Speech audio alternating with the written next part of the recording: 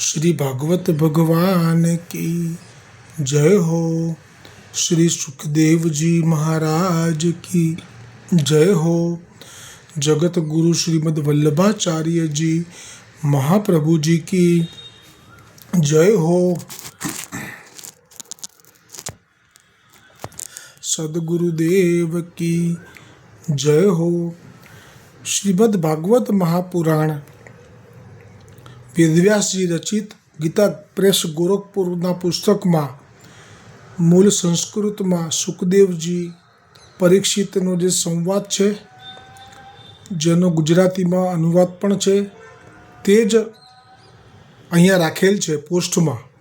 એમાંથી જ આ પાઠ હું કરી રહ્યો છું. અને આ ભાગવત કલયુગ માટે ખાસ ઉત્તમ સર્વોત્તમ જ કહ્યું છે મર્યાદા માર્ગીઓ માટે.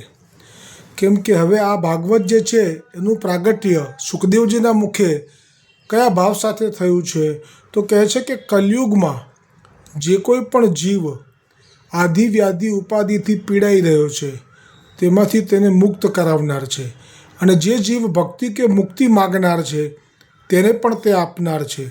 એવો આ ભાગવતજીનો પ્રસંગ ગઈકાલે આવ્યો હતો કે દેવહૂતિ જાણી ગયા કે લગ્ન પહેલાં મારા પતિદેવે જે શરત કરી હતી તે મુજબ હવે તે સંન્યાસ આશ્રમ ગ્રહણ કરીને વનમાં જવા ઈચ્છે છે. તેથી દુઃખી હૃદયે અતિ મધુર વાણીમાં ધીરે ધીરે કહેવાનું શરૂ કર્યું. હે પતિદેવ, ગઈકાલ આવી ગયેલો પ્રસંગ છે પણ થોડો લઈ લઈએ છીએ. હે પતિદેવ, હજુ મારી બે ઈચ્છા છે તે પૂરી કરો એવી વિનંતી છે.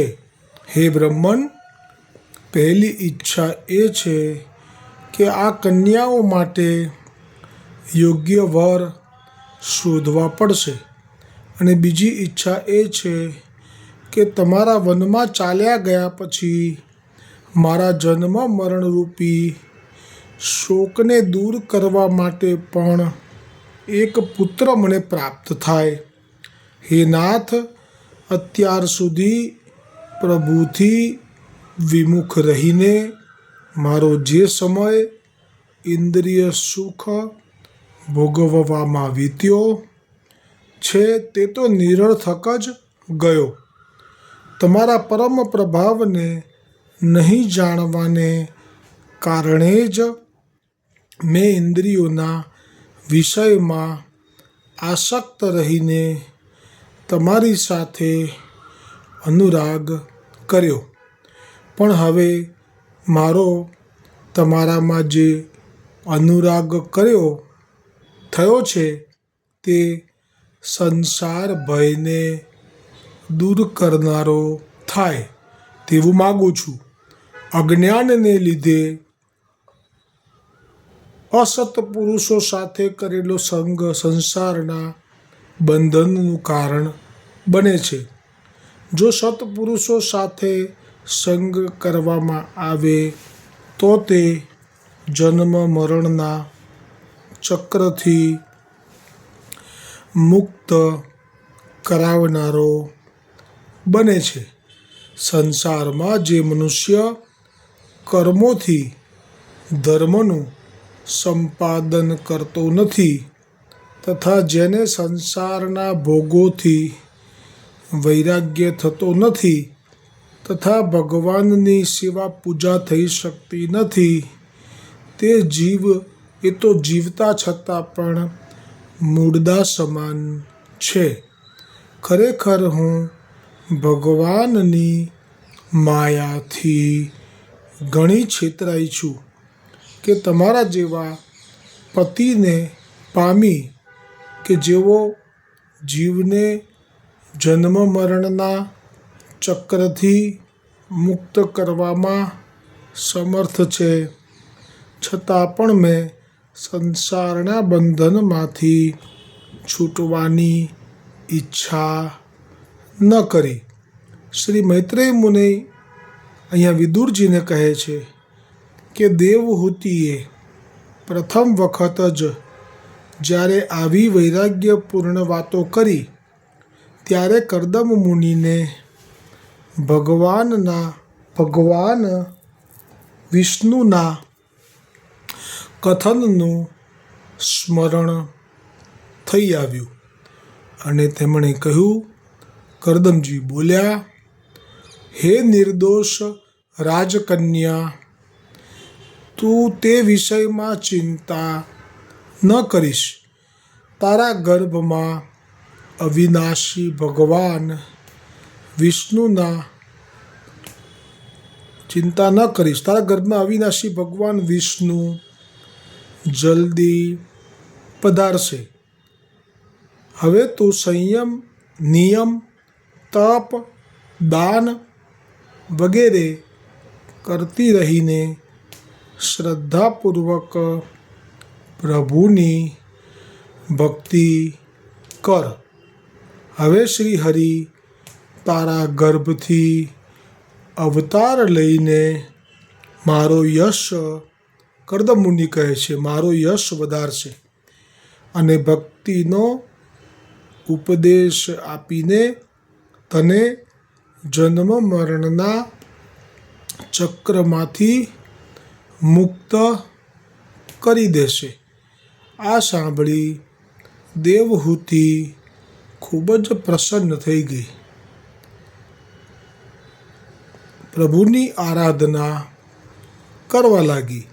આ પ્રમાણે ઘણો સમય વીતી ગયા પછી ભગવાન મધુસૂદન કર્દમજીના તેજનો આશ્રય લઈને દેવહૂતિજીના ગર્ભમાંથી પ્રગટ થયા. તે સમયે આકાશમાં વાદળો જળ વરસાવતા હતા.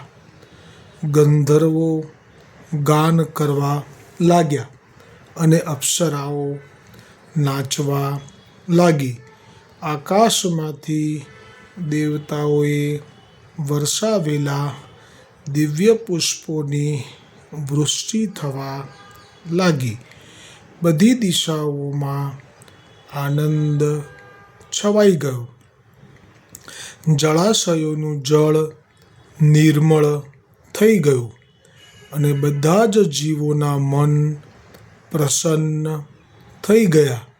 તે જ સમયે સરસ્વતીજી નદીના કિનારે કર્દમજીના આશ્રમ પર એટલે કે સિદ્ધપુરમાં મરીચી વગેરે મુનિઓની સાથે શ્રી બ્રહ્માજી પધાર્યા.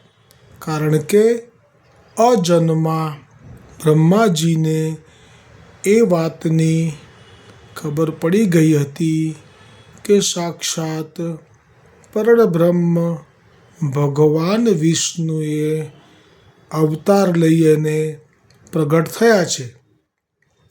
ત્યારે બ્રહ્માજીએ કર્દમજીને કહ્યું કે હે પુત્ર, તમારી આ સુંદર પુત્રીઓ પોતાના વંશ થકી આ સૃષ્ટિને અનેક પ્રકારે વધારશે. હવે તમે તમારી નવકન્યાઓ કે જે પરણવા લાયક થઈ ગઈ છે તેમને મરીચી વગેરે મુનિવરોને તેમના સ્વભાવ રુચિ અનુસાર સમર્પિત કરો.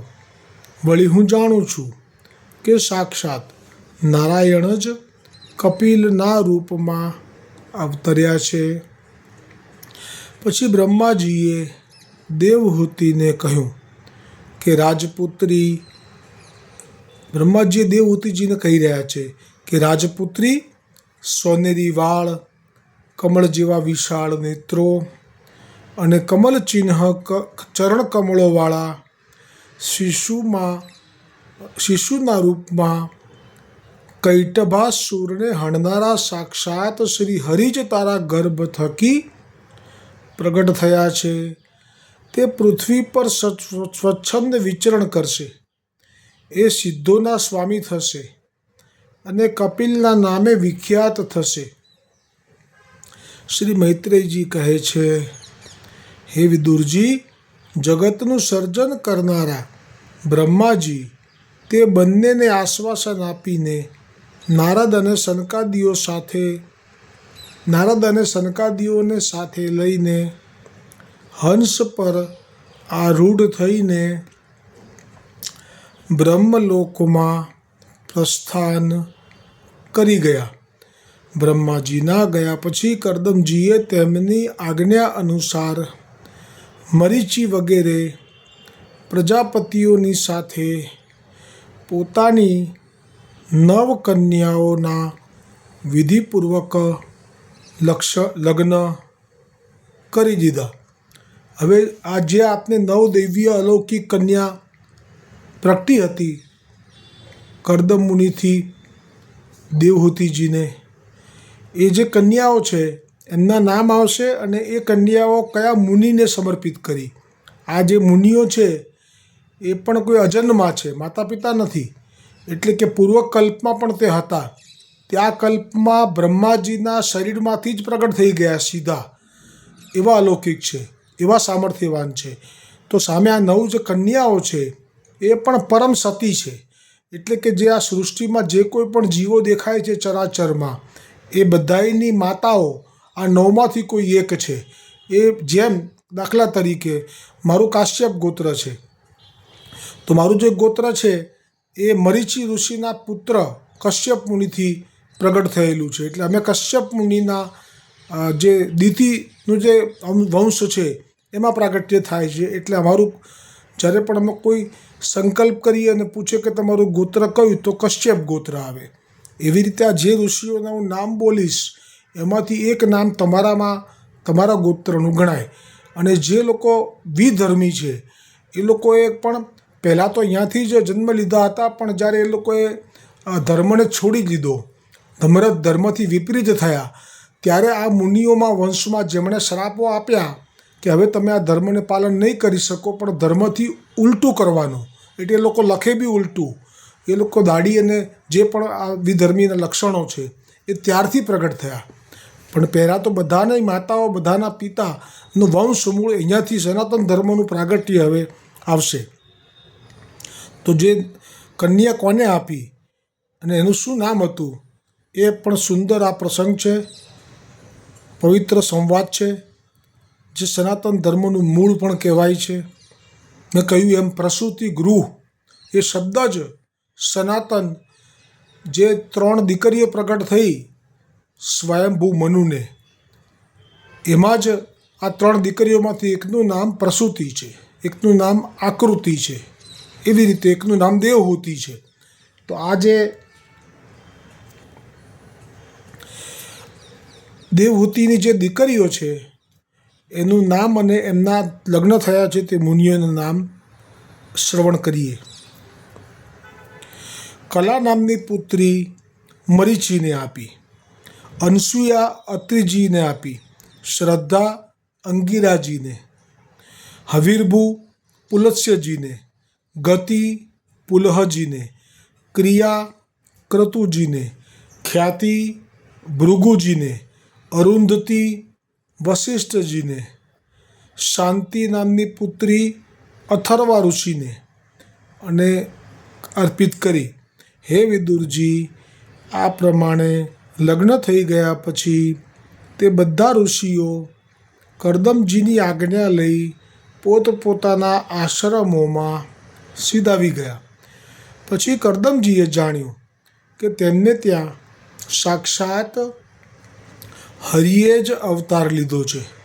તો તેઓ એકાંતમાં તેમની પાસે ગયા, તેમને પ્રણામ કરીને આ પ્રમાણે કહ્યું, અહો, પોતાના પાપ કર્મોના કારણે આ દુઃખમય સંસારમાં વિવિધ પ્રકારે પીડિત થતા રહેતા મનુષ્યો પર દેવતાઓ તો ઘણો સમય વીત્યા પછી પ્રસન્ન થાય છે, પરંતુ મારા જેવા વિષય લોલુપ, આવો શબ્દ જે વાપરે છે કરદમ મુનિ, એ ખરેખર વિષય લોલુપ તો નહોતા, પણ આરાધના તપ કર્યું હતું એ પત્ની માટે કર્યું હતું, ગૃહસ્થાશ્રમના સુખ માટે કર્યું હતું. પણ એમાં આપણી પોતાની મરજી નહોતી. આ પ્રજાપતિ હતા એટલે બ્રહ્માજીએ આજ્ઞા કરી એટલે કર્યું હતું, પણ છતાંય તપ તો સકામ હતું. એટલે કહ્યું કે પરંતુ મારા જેવા વિષય લોલુપના ઘરે અવતર્યા છે. હે પ્રભુ, આપ તો વાસ્તવમાં પોતાના ભક્તનું માન વધારનારા છો. હવે ભગવાનનું બિરુદ કહી રહ્યા છે. હે ભગવાન, આપના ચતુર્ભુજ વગેરે જે અલૌકિક રૂપો છે તે જ આપને યોગ્ય છે. પણ આપના મનુષ્ય સદસ જે રૂપોમાં પ્રગટ થાઓ છો તે આપના ભક્તોને અતિ પ્રિય લાગે છે. એટલે ચતુર્ભુજ તો યોગ્ય જ છે, પણ વધારે આનંદ દ્વિભુજમાં જ્યારે પ્રગટ થાઓ છો ત્યારે આવે છે, અતિ પ્રિય લાગે છે. આપ ઐશ્વર્ય, વૈરાગ્ય, યશ, જ્ઞાન, વીર્ય અને શ્રી આ 6 ઐશ્વર્યોથી પૂર્ણ છો. આ 6 ઐશ્વર્યો મહાપ્રભુજી વલ્લભાચાર્યજીએ વસુદેવદાસ છકડાને સ્થાપ્યા હતા. એ જ વસુદેવદાસ છકડા કે જેમનો નિકુંજ લીલામાં પાછો પ્રવેશ ન હતો. કેવી મહાપ્રભુજીની કૃપા હતી કે જે પ્રભુમાં છે એ જ આપ પૂર્ણ બ્રહ્મ છો. આજના સર્વોત્તમ સ્તોત્રમાં આવશે પૂર્ણ બ્રહ્મ પ્રગટ થયા છે. સ્પષ્ટ કહેશે ગોકુલનાથજી, પૂર્ણ પુરુષોત્તમના મુખારવિંદથી પૂર્ણ બ્રહ્મ પ્રગટ થયા છે. આવું ક્લેરિફિકેશન ગોકુલનાથજી કરશે.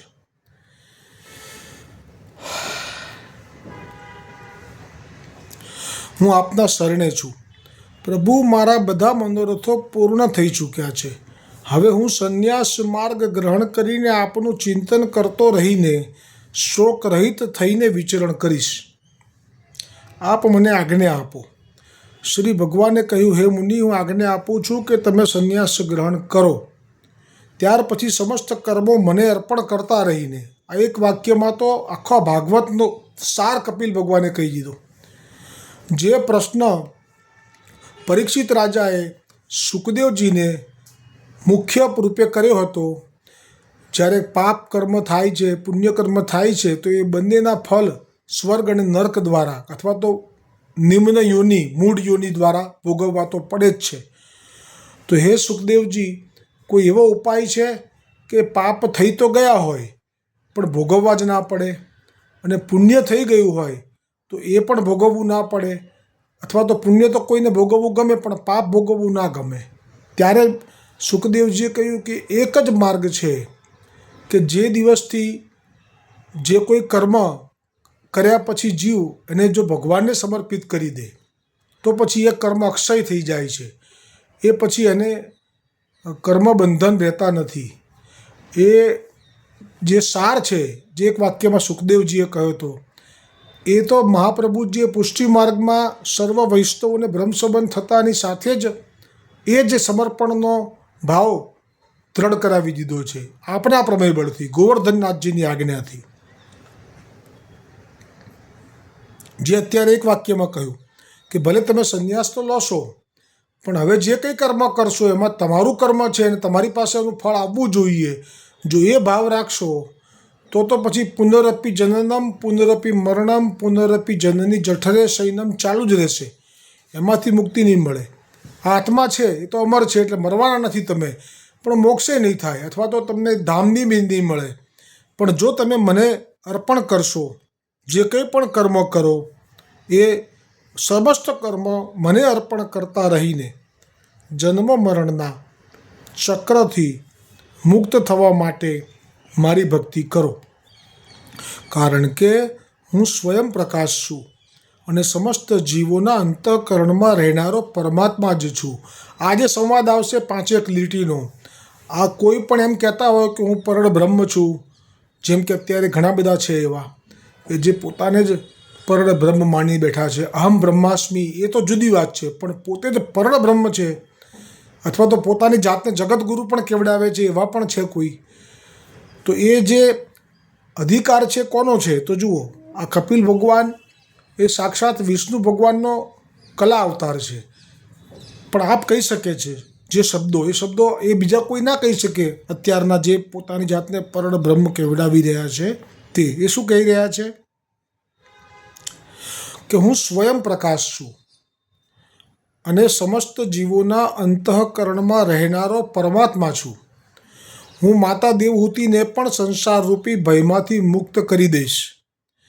શ્રી મૈત્રેયજી કહે છે કે વિદુરજી, ભગવાન કપિલના આ પ્રમાણે કહેવાથી પ્રજાપતિ કરદમજી તેમની પરિક્રમા કરીને પ્રસન્નતાપૂર્વક વનમાં ગયા અને પરમ ભક્તિભાવ વડે શ્રી વાસુદેવમાં ચિત્ત સ્થિર થઈ જવાથી તેઓ તમામ બંધનોમાંથી મુક્ત થઈ ગયા અને અંતે પ્રભુનું પરમ પદ પ્રાપ્ત કરી લીધું.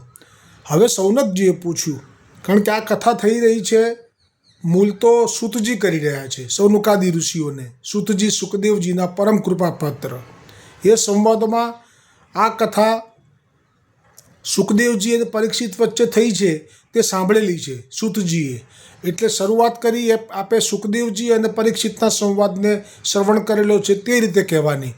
પણ જ્યારે સુખદેવજીએ પરીક્ષિતને કહ્યું કે આ સંવાદ મેં વિદુરજી અને મૈત્રેય મુનિનો છે એ તમને હું કહી રહ્યો છું, ત્યારે કેમ કે બ્રહ્માજીએ નારદ મુનિની જે કથા કહી એ જ કથા આ હવે સુખદેવજી પરીક્ષિતને કહી રહ્યા છે, પણ એમાં સંવાદ ચાલી રહ્યો છે વિદુરજી મૈત્રેયજીનો. એટલે થોડું એવું લાગશે અટપટો, પણ વાત તો બહુ સીધી સટ છે.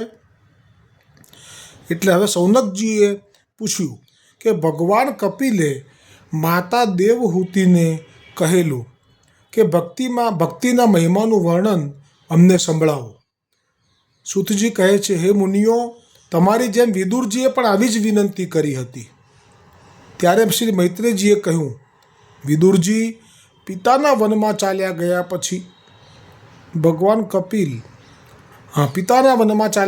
પછી આપના પુત્ર રૂપે પ્રગટ થયેલા ભગવાન કપિલ માતાનું પ્રિય કરવાની ઈચ્છાથી તે બિંદુ સરોવર તીર્થમાં રહેવા લાગ્યા, સિદ્ધપુરમાં આપ રહેવા લાગ્યા.